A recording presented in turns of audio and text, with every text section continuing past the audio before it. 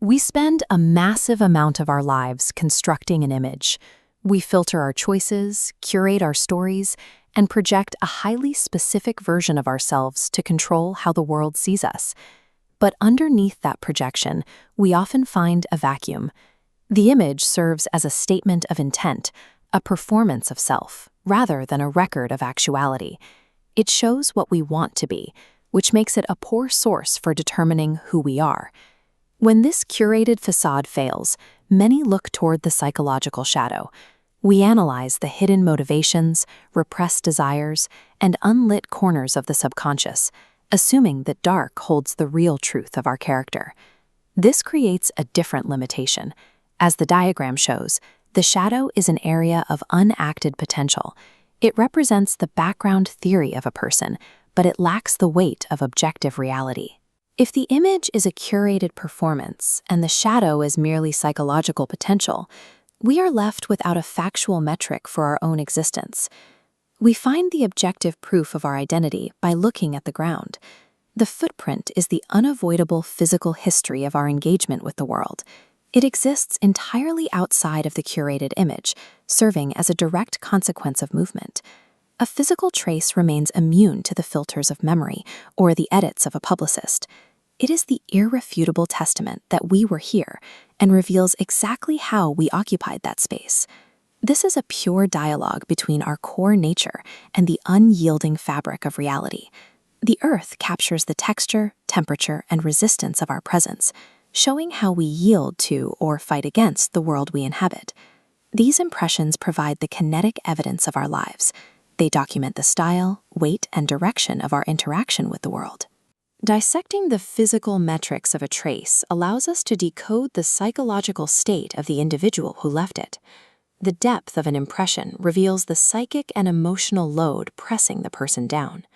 A shallow surface scrape suggests evasion, while a deep gouge indicates a heavy immersion in the present moment. The distance and rhythm between successive prints articulate an inner tempo. These waveforms can distinguish the frantic pace of panic from the steady, measured stride of a purposeful mind.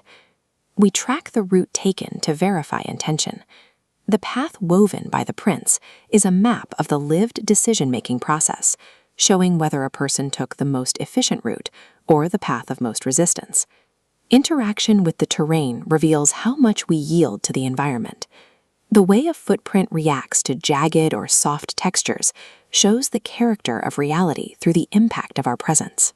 Every physical variable in our movement translates our internal state into an external, readable record.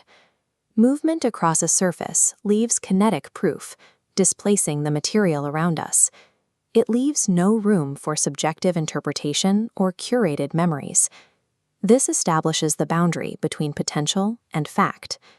The shadow suggests what could be, but the footprint documents what is. The accumulation of these steps forms the honest memoir of the body and mind, written in the language of experience.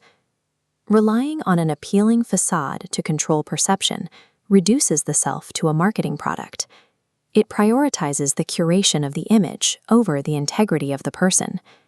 True self-knowledge is the rigorous, often uncomfortable process of reading and interpreting one's own footprints. It is an audit of how we actually navigate the fabric of reality. Analyzing these traces exposes where our intentions matched our actions and where they diverged. It illuminates the moments we walked lightly and the moments we stumbled.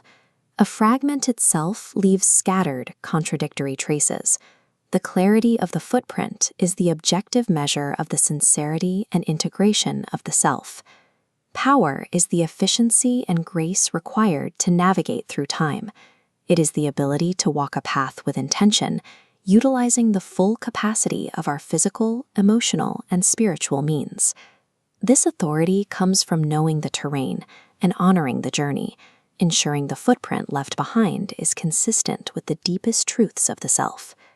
On a broader scale, each individual journey becomes a unique inscription on existence.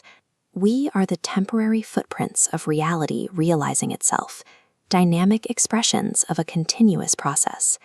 A good life is measured by the lessons distilled from the aggregate of our footprints. It is the internal library of lived experience, built from the raw, undeniable traces we leave behind.